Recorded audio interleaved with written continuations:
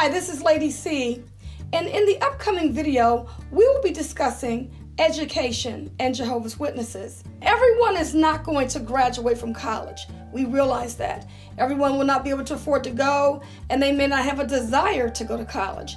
So this video is not about that. This video is more so about the culture of the Jehovah's Witnesses and how they discourage their young ones from attending college. I was raised as one of Jehovah's Witnesses, and I can honestly say that higher education was something that was never talked about in a good way. I can remember a Watchtower lesson that we had where it spoke about a young man who went to college, and it talked about all these terrible things that happened to him and even his parents. And so it was just something that was like, no, we can't do it because bad things happen. I remember an elder who loved working with computers. He wanted to work at a certain bank on their computers. And they told him, they were like, look, we would like to hire you, but you need a college degree. So he went to college. And I remember going out in service with him. And I remember him keep saying, I have to provide for my family, man. I just have to provide for my family. I don't care what the elders think. Then he got removed from being an elder. And this was the first time that I saw that there were consequences, particularly for appointed men who went to college. You're listening to The Critical Thought, where we challenge our listeners to use critical thinking when examining the teachings of Jehovah's Witnesses. Hi, I'm Daniel. I'm JT. And the purpose of this video is to talk to you about the Jehovah's Witnesses and higher education. You know, higher education is something that is often discussed among Jehovah's Witnesses. But it's very interesting that the Jehovah's Witness culture has a very negative view of higher education. One of the things that we often discuss is what is the historical view of Jehovah's Witnesses when it comes to higher education. Now, Daniel, I had mentioned to you that one of the things that we have found when you start doing some digging, you will find that Jehovah's Witnesses and their views, which are very negative toward higher education, goes all the way back to Charles Taze Russell. So why do you think that is, right? So why would there be a negative view about higher education? Higher education is a good thing. Yeah. It's interesting what the Watchtower's reason toward education is. They often state that because time is so short, the world's going to end real soon. And so they will tell this to their members. And as I mentioned, it goes all the way back to Charles Taze Russell. When Charles Taze Russell was writing the articles in the Watchtower, he even told people and discouraged people from even finishing high school. So it was less about don't get a higher education because higher education is a bad thing. But it was more about the timing at the end of this system. Yeah, the Watchtower comes up with various reasons. They'll say the world's going to end real soon. Higher education has little value. And so you will be involved in an environment that will be negative. And so as a result, over the last 100 years, each new generation of Jehovah's Witnesses have missed out on being able to use many of their talents and natural gifts. But JT, what do you say to some of our viewers that would say, hey, listen, I'm getting a higher education through the organization itself. I mean, I'm essentially getting a college degree or a master's degree.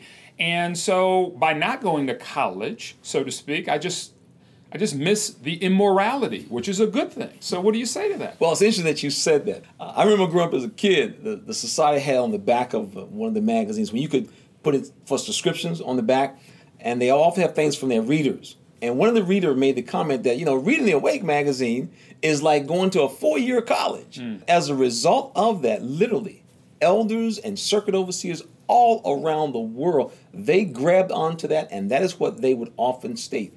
This is like going to college. You don't need to go to college. I remember growing up as a kid, you often hear brothers say, you know, the society says it's like getting a 4-year education. It's not a solid education. Okay, well, tell us why. It has no skills for you. People do not get jobs based on the Watchtower. And that's the basic problem. It's not even a real education. That's the problem.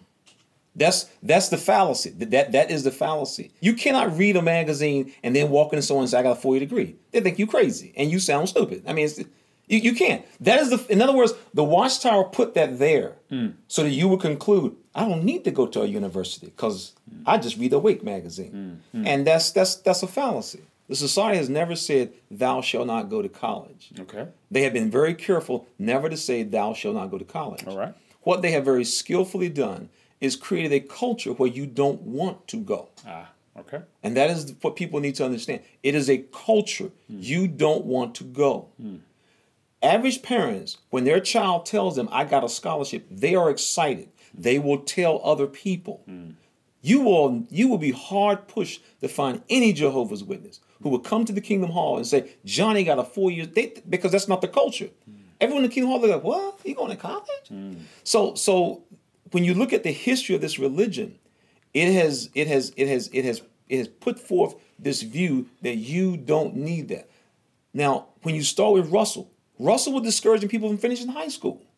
So this whole idea of devaluing education beyond basic reading and writing, that's been their hallmark. Well, let me ask you this, JT, in a personal way. How has that culture impacted you in your life, you and your wife, Lady C? Being that we grew up in this religion, it's impacted us the way it has thousands, I mean, literally thousands, tens of thousands of young people. Over the years, I cannot imagine how many young people had an opportunity. An opportunity. That's all people want in this world is an opportunity. And they were turned down. And the reason they were turned down was based on a fallacy. The world is going to end so soon, you will not need higher education. And there are people who are watching this video right now. You personally know that you were one of those people who had that opportunity. And after going to those circuit assemblies, going to those district conventions, they call them regional now, same program. The society has this long history of just dogging higher education, poking for educated fool, all kind of stuff. And yet, the flip side is when a society needs somebody at Bethel, a specialized person, that's the first one they grab. I mean, I have talked to people all around the world. The society will send out letters, confidential letters. They sent out a letter a few years back to the elders in certain countries where they basically told the elders, do not mention this to anyone in the congregation. They were inquiring about, do you brothers have in your congregation people with professional skills? Wow. If you do, don't even mention it to them. We just trying to collect some information. Okay? When the society, when I was coming along, we would always go to the summer convention. You always went to the Bethel meeting. And I remember sitting in so many Bethel meetings where the brother, somebody always asks this question. First question somebody asks, any question. Brother, do I need to go to college and get a degree if I get to Bethel so I can get a job in engineering or whatever? And the brother would just stand back. We want pioneer brothers. Brothers who are accustomed to a schedule. Okay? That's what we were told. Do you know that right now, basically the only way to get into Bethel, you have to have a skill. They're not just bringing people who actually did what they were told to do, give up the college, and pioneer, get the pioneer credit, and get the Bethel. No, today in 2018, you basically cannot get into Bethel without a skill. That's who they want now. And when they laid off people at Bethel, you know who they laid off? They laid off the guys who had those skills. Well, now off camera, we talked about folks that follow this philosophy, this culture, this mindset, and who have now gotten older and who don't have the credentials. Talk to our viewers about the implications on folks that have followed this mindset. Yeah. A few years back, the society made some concessions. And they acknowledged what people have been saying for years, that people are having a harder time getting gainfully employment that pays a decent wage without some skill. And so the society tried to work it in. Well, you know, there are brothers who realize that we need to get some more skill. But that's always been the case, basically. And so one of the things that happened was they wrote an article that dealt with, if you're going to go to college, you want to go so that you can pioneer, support yourself in the full-time ministry. And I remember this very clearly. That was the free get out of jail card that a lot of witnesses used. Johnny's going to college so he can pioneer. And so what ended up happening was the circuit overseers were writing back in their reports. And we got all these young people going to college claiming they're going to pioneer afterward. And after that, a short time after that, the society dropped the hammer again. When you start digging on this issue of education and you start looking at what the society has said, man, it's very sad. And then when you kick in the fact that we're talking about people who live in various countries. We always think of the West. True. The United States, England. True. But can you imagine what happens when you live in what would be considered perhaps a third world country or a country that's struggling economically? You are now telling your members don't get a higher education. I remember talking to this former bethelite from Africa. He used to work at the branch in Nigeria, and he was talking about how they had people like out in the rules, and something as simple as goat herding. That's what some people do for a living. Sure. And how that in some of the small communities, if a child excels, does very well in school, the community will help put you through college because they want you to go to college and then come back and be a doctor, a lawyer, whatever. Sure. Practice your craft back in the community, so they will help advance you. And he asked me a question when he says, "Do you remember the article that the society did on should you leave home and leave the country?" And I was thinking to myself, vaguely. And then he brought it to my attention. And so, yeah, I remember this article. He says, most people in the West had no idea who this article was for. See, in the West, the average Jehovah's Witness kid, the average kid in this country, after he finishes high school, he don't leave home and go overseas. But in many of the poor economic type countries, third world countries, those people, they leave, they go to England, they go to Paris, they go. And so what was happening in many of the African congregations is that young people, it was getting on the first plane, they could get over to France, over to England, they was leaving. And that article is what they was using because as he explained, this is what the circuit overseer used. When he did with local needs, he would reference this article. We have young people who've left and they've gone overseas, left the country. And so once again, we see this constant pushing people down. And you can only imagine the impact, like you asked before. What's been the impact? Well, the impact has been very negative. We have talked to so many people, oh my goodness, Daniel, whose parents back in the 50s and the 60s, early 70s, had an opportunity to go to school, but they didn't. So they took what would be considered menial jobs. Now, a person might say, well, what's wrong with a menial job? Right. There's nothing wrong with a menial job. But the question is, if you can do better for yourself and your family, should your religion and your denomination tell you not to do this? Yeah. I mean, especially the African American community, black churches celebrate higher education. It's a great point. There's a speaker that I followed over the years. He says, beware of the thief on the street that's trying to steal your purse. Yeah. But especially be aware of the organization that's in the Watchtower that's trying to steal your potential. Yeah. And what I hear you saying is that's what's happening here with this matter of education. Yeah. Listen, just for the viewers, I mean, just so you'll know a little bit more about me, I have my master's degree and my bachelor's degree. I got my bachelor's degree from Michigan State. I got my master's degree in business from Clark Atlanta University. I actually have an honorary PhD. So I understand the importance of education, but I also understand that there's a lot of immorality. There's a lot of bad stuff that goes on at universities. I would say this, though. I have found that college and university teaches you something my aunt used to say. Trust everybody, but always cut the cards. It's like critical thinking school. You get taught how to cut the cards to push back.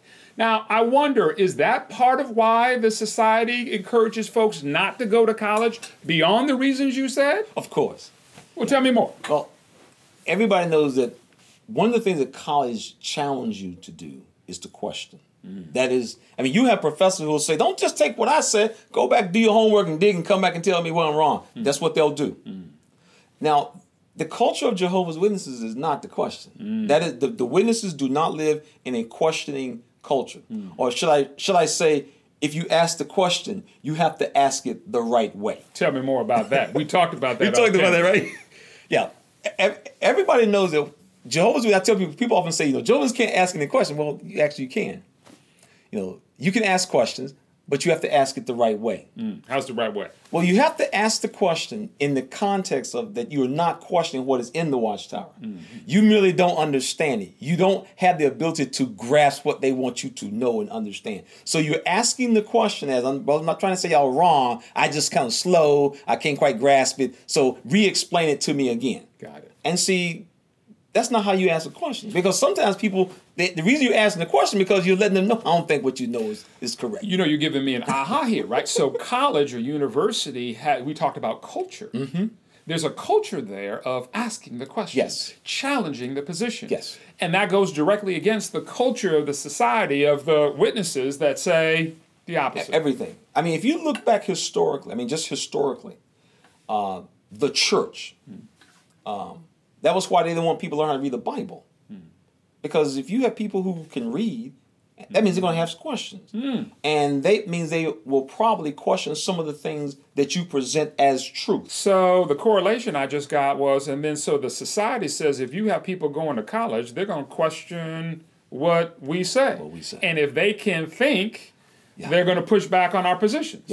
So even though college does have some downside in terms of immorality, I'll acknowledge that, but it has some upside in terms of critical thinking. You could argue college and university really is critical thinking school. And that culture runs diametrically opposed to the Jehovah's Witness culture that says, follow our lead.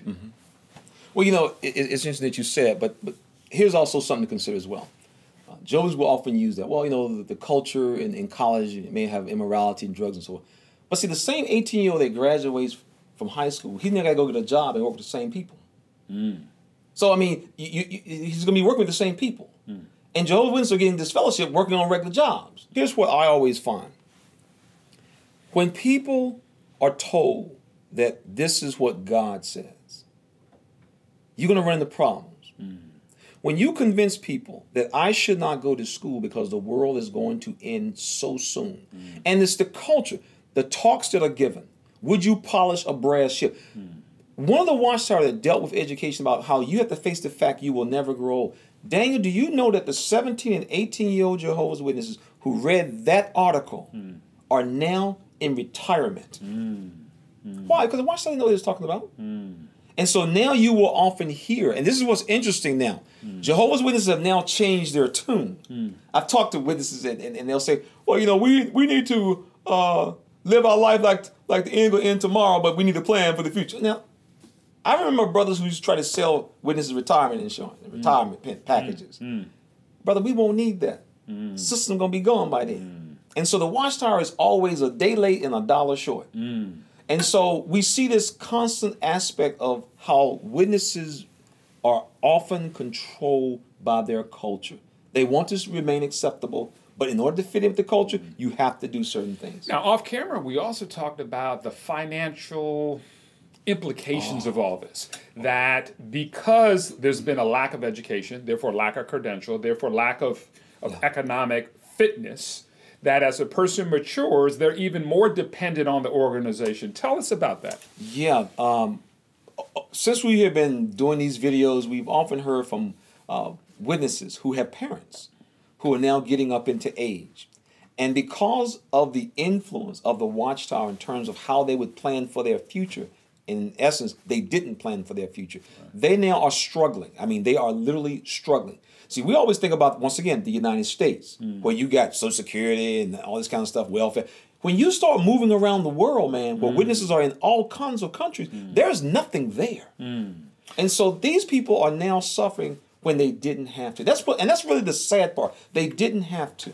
You know, you got a lot of passion around a lot of subjects, but I sense that there's some double passion around this whole subject and there's global implications because you're bringing in the global view, right? Because we do think Western thoughts. Why so passionate about this? Well, I was one of those who were affected by it. When I was coming along, like most witness kids, you learn to study. You learn to do research. Studying has become second nature. So you often excel in school. Well, I had the opportunity to go to college as well. And like so many other witnesses, I stood on platforms and told people I'm turning it down to go to Bethel. And I remember brothers used to give talks about going to Bethel. And I remember these statements they used to make, such as, Jehovah never lays off. So you can pursue a career in the pioneer service, in Bethel service, because Jehovah never lays off. Man, over 1,000 Bethelites got laid off a few years ago. They hit some serious reality. And we're talking about guys who got like 25, 30 years at Bethel. They was told, go home. And when a Bethelite leaves Bethel, the day he walks out the door, he has no insurance coverage, especially if he's married. He has no insurance coverage. He has no health, dental. He has nothing. We have had the chance to talk to people who are in congregations where Bethelites actually moved in. And it's very sad. Brothers told me, go sign up for these things down there on the welfare and sign up for some of those programs they got going. And it's like, oh my goodness. And so this is how people have been impacted so greatly, man. So JT, for the viewers that have been watching this who are thinking, yes, that's me. Yes, that's my mom. What should they do now? What's the recommendation, or as I like to say, what's the call to action? If they're nodding their head yes, or there's a relative that has a loved one that is an active Jehovah's Witness, what do you do? Yeah. Unfortunately, you're somewhat limited for what you can do for others, but you can start doing something for yourself. Okay, tell me. And that's why we have always encouraged people to realize that it is never too late to go back to school. Okay. You can go back. We went back to school and we were able to graduate. We went to night classes. We would take one semester off. But over a period of time, we eventually were able to get our degree. And you can do that too. That's the big. We have talked to witnesses who will say, I can't make it, but I'll help my children. Well, actually, you can. It's never too late. I mean, we are talking to people who are like 35, 45, 55, 60 years old who are returning back to school. And there's always an interesting person at almost every graduating class in almost every college. And that's the one who stands out. And you'll see this older person, 60, 70 years old, going up on the stage to get their diploma.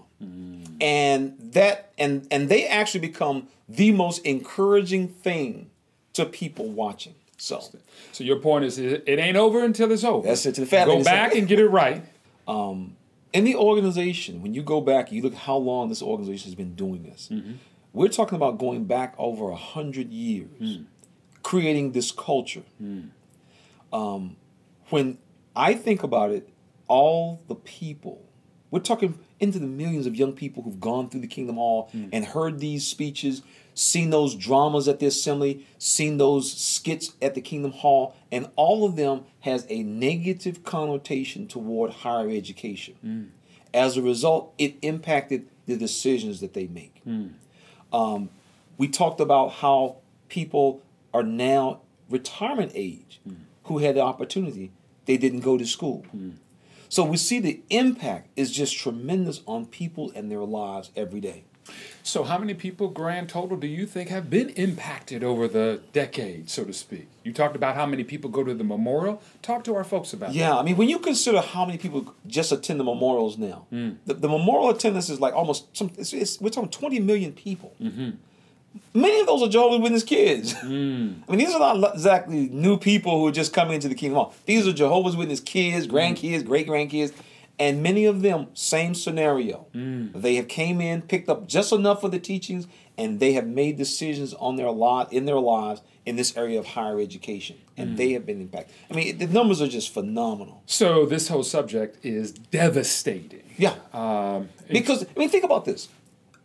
You have an entire religious denomination that is ranked at the very bottom, of every single study, Pew report when it comes to education. And then the sad part is, what is the reason why? See, there are very few people who will tell you, I did not plan for retirement because I thought the world was going to come to an end. Most folks, well, I didn't get around to it, or I didn't save enough. A witness can literally say, I thought the world was going to end by now. So this is the type of culture that this religion has. And as a result, the society don't have to say, thou shalt not go to college. They simply just create the environment, and it just takes care of itself. You're making fabulous points. Let's double click on something you said off camera also about countries and who countries look to connect that down. We were talking about how it's interesting that historically, and this is just historically, when countries overthrow another country, the first people they put in prison or the first people they put to death is oftentimes those they consider intellectual. They go to the colleges. I used to work with a guy from Iran. His father was a professor. Okay. When the Shah fell, the very first place they started was right at the university. They started killing all the professors. They had to flee to England. Then they ended up from England. They came on to the United States. And so they understand. And so the society understands it's easier to control an uneducated, unquestioning group of people than to have a whole crowd who's raising their hand asking questions. Watch what happens when we have, you remember what happened when we have just a simple vote on something. They would ask the question, anybody got any questions? Everybody's sitting there scared to death. I ain't gonna raise my hand, anybody gonna look at me. But if you went to like a homeowners association, everybody got their hand up because people feel free to ask questions. So witnesses know when, where, and who around they can ask certain questions. They can try to fake it, but they know there's certain questions you can't ask. You get in trouble. So you heard me earlier use a little idiom here. Oh, yeah. Always cut the cards. And what that's about is, well, it's about trust. If you've ever been a card player or know any card players, you always cut the cards just to test. Trust everybody, but you always cut the cards. And when you go to university or college, what you have are people who cut the cards. They push back, they challenge, push back. And those are the first to go in the countries because those are the least that they control, is what I hear you say. That's exactly right.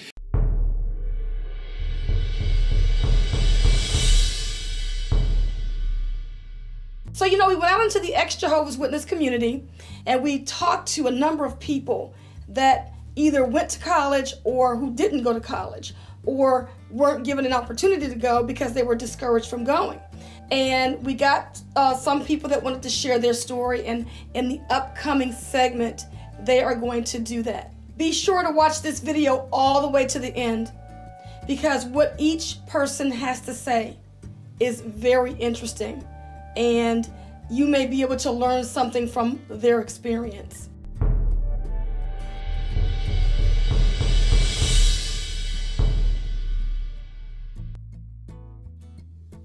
In high school, I had this really awesome music teacher, and she was the first person I felt like whoever encouraged me to go to college, or that was the first time I even thought about it. When I joined the choir, I was given a couple of solos, and it was so much fun. I just really, really loved singing, and she saw that in me, and so she encouraged me to go to school and either get involved in performance or teaching music or anything that I wanted to do. That was the first time I ever thought about possibly going to college. And so it was my sophomore year in choir that our school got invited to go to New York City to sing at Carnegie Hall. We were so excited, and we found out that there was going to be 2 solos, and I actually got one of them. I would be singing an Italian piece. 2 weeks after we got the invite, we were really rehearsing and practicing, and I was just like, this is like such a dream come true. I finally had to break the news to my parents.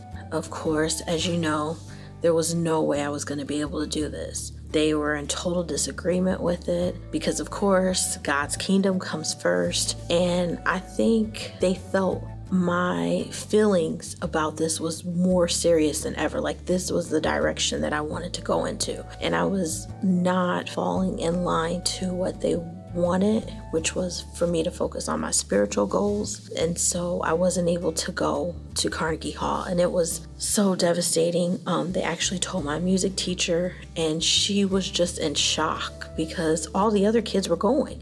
Every parent was excited for all of us, and so it just wasn't clear to her as to why I couldn't participate. Like, this was something that any parent would be excited about and want to support. I just remember her pleading to them, trying to tell them like this is super important, and she could not understand why my parents were acting like this. So anyway, that was such a moment that I'll never forget.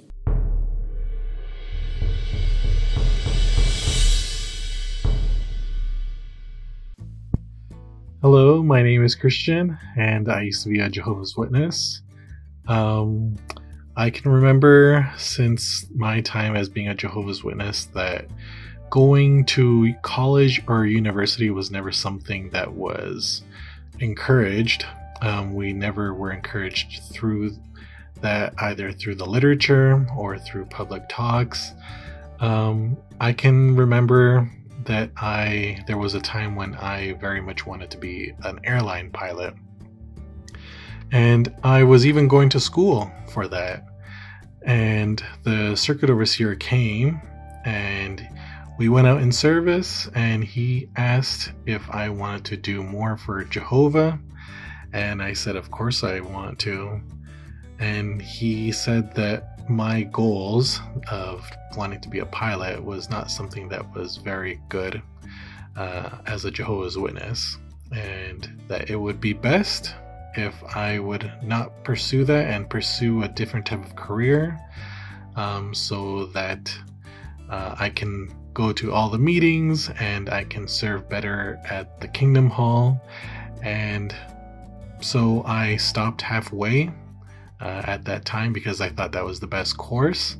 And today I'm a house cleaner, a toilet bowl cleaner. I wish I didn't listen to him, knowing what I know now, but that is how it is. And I know that many other Jehovah's Witnesses were discouraged as well from pursuing any higher education. Yeah, so that's my experience.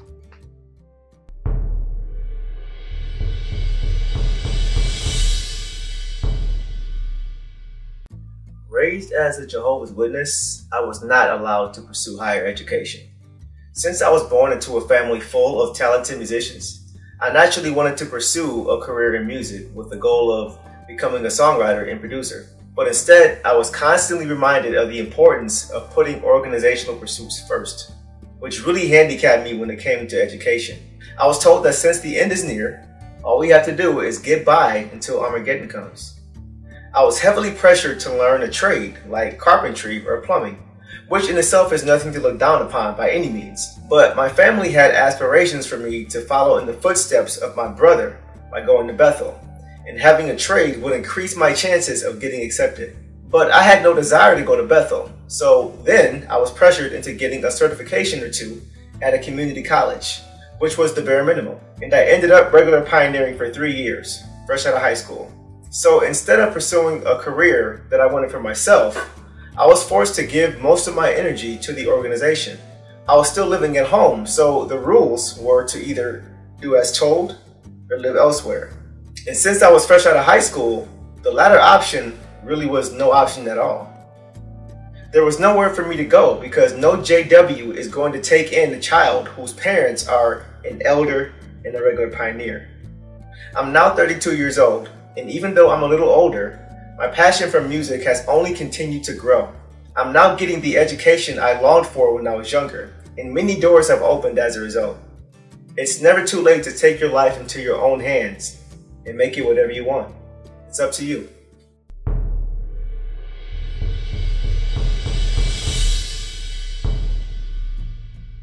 This is Curtis from the Sundance 88 YouTube channel. The prevailing attitude my family held about higher education was that if you did plan on going to college or any form of higher education, it was really displaying a lack of faith, because the opinion was the world is going to end momentarily, anytime now, days, weeks, certainly not years or decades. So if you were hedging your bets by planning on going to higher education or college, it was really thought of at the time, at least in the area where my family was from, that you were displaying a lack of faith and you were a bad example. At the time I was attending school, nothing had fundamentally changed about that. So when I was in my early elementary years, when they would go around the classroom and ask the students, what did you want to be? What did you aspire to be when you grew up? You know, when I was a little boy, I would actually answer the question, I wanted to be a rubbish truck driver, because I thought it was really cool to not only drive this great big truck, but move all the levers and all that. But by the time I was getting into some of the later years of school, into middle school, say, and my teachers were recognizing some of the scholastic aptitude that I had, and they would come around the room and ask that same question, what did you aspire to be? And I would answer kind of the same way. It was shocking because my teachers felt that I wouldn't be living up to my potential if I wasn't setting my goals to aspire to something perhaps a little bit higher. That resulted in a lot of parent-teacher conferences where the teacher's like, wait a minute, is this just something that my student has the opinion of? Or are the people who are giving him guidance and encouraging him, is it your family that's actually recommending this to you? So anyway, what ended up happening was at parent-teacher conference after conference at the time in the early 80s, there was a brochure called School and Jehovah's Witnesses. So my parents would very dutifully bring in that brochure and say, well, this explains everything. This is what, Curtis is a Jehovah's Witness, so therefore these are a variety of his beliefs, and so maybe that would be helpful. And most teachers would take that brochure and set it aside as to say, listen, I'm not really interested in reading literature about a specific faith. I want to know specifically about your family and about my student. What do you think? What do you believe? And I think the reason that's important is because the theocratic type of instruction that you receive as a Jehovah's Witness teaches you specifically what to think. So here's a brochure that details what a witness believes. Higher education doesn't teach you what to believe. Higher education teaches you how to think, to come to your own conclusions based on weighing evidence and critical thought and all the elements that go into higher education, not having opinions just simply spoon-fed to you. And I thought that was kind of telling at the time when I would hear what my teachers and parents talked about. Because of the environment that a witness is typically raised in, we're thought to believe that God's kingdom is going to be the solution for everything, whether it's sickness or economic problems or emotional problems, whatever the issue, God's kingdom is going to miraculously take care and resolve all of those things. And so people who have been a witness for an extended period of time, that's very... that's got a certain appeal to it, for sure. And I guess the one thing that I would probably just say as a caveat is that if somebody who did not have the benefit of being able to go to school or maybe turn down a scholarship or didn't attend college is thinking to themselves, if only I did, boy, all of my problems would have been solved. That's not true either, because there are plenty of people that I think all of us know that did attend higher education, and they struggle with the same issues that all of us do day to day. So just as it might have been poor advice to say, hey, God's kingdom is going to take care of everything, and let's just wait till it gets here, I think by the same token to say, oh, if only I can go to school, if only I go to higher education, that is going to also miraculously fix all my problems. Might it find you in a different station in life? Absolutely. But I think we also need to be careful not to put too much of a goal in front of ourselves that higher education is going to fix everything for us. So just to, kind of play equal time there.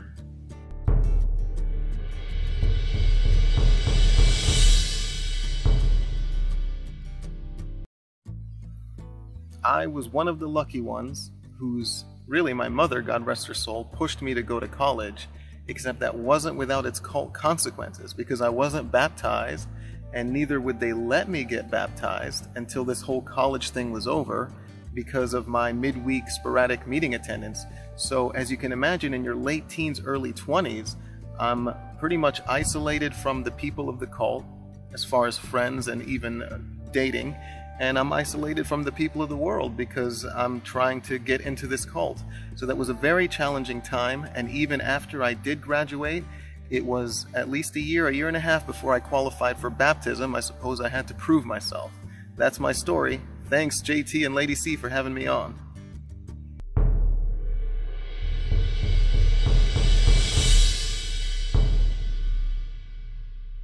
Right after I graduated high school, I went straight to college, and I am very happy that I made that decision. My mother, who was a devout Jehovah's Witness, supported my decision to go to college despite what the Watchtower organization taught us against college, because she knew that getting an education would be important for me in order to get a good job that would allow me to support myself. And she was right. Once I graduated from college, I was able to get a good job, and it did allow me to support myself.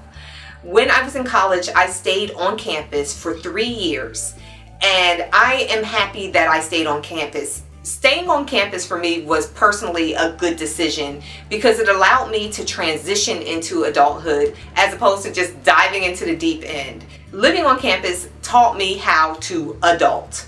I was able to budget for myself. I had my campus job and I had to make it work. But one of the big things about college was that it helped me to socialize with people in a way that I hadn't been able to in the past. So I made friendships, and these friendships were lifelong. Some of the people that I met in college opened my mind and helped me to see things in a way that I hadn't seen them before. So my perspective on life became different, and essentially it was a better perspective on life because I didn't see things as horrible and bad and gloomy as I used to, but instead I started to see that there were good people in the world and that the Watchtower organization was wrong about people being mean and bad and awful and treating each other terribly. In fact, college proved to me that people were kind and generous, and that is the nature of a lot of people. And so I went to school with students that were like myself, just trying to figure it out.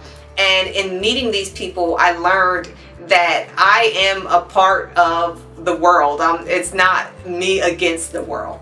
And so I had a great experience in college.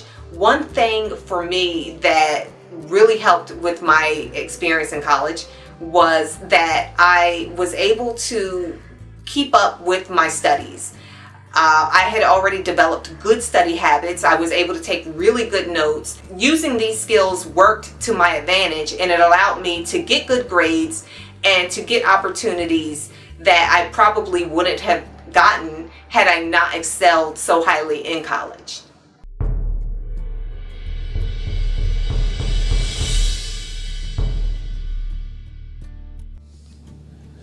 So one of the exciting things that happened to me was that going to college, they put my face on a billboard.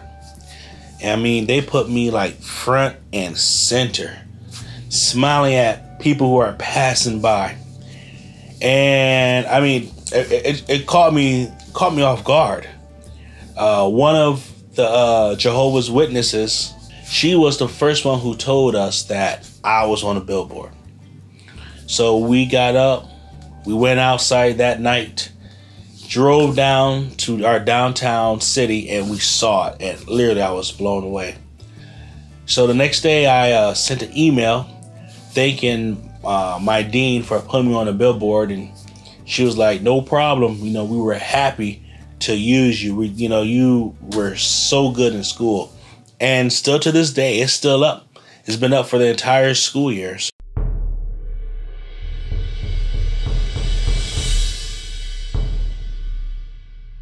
Any closing comments or ideas or suggestions for our viewers? Yeah. Once again, when it comes to education, it's never too late. You can go back. People around you will support you, and you can do it. Outstanding. And I would say what my aunt told me, trust everybody, but always cut the cards, especially when it comes to the organization. Hey, this is your boy Heavy D, and this is the B-Boy Bethelite. And this has been Lady C. Thank you for being in our audience. And good to see you on another video. This is JT. Hey, this is Lady C. Thank you for tuning in to The Critical Thought.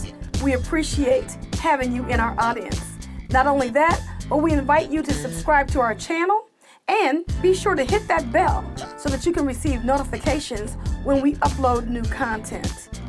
Be sure to follow us on Facebook and Twitter, and also give us a thumbs up if you like this video.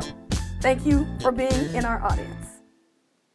This program was sponsored by Critical Thinkers.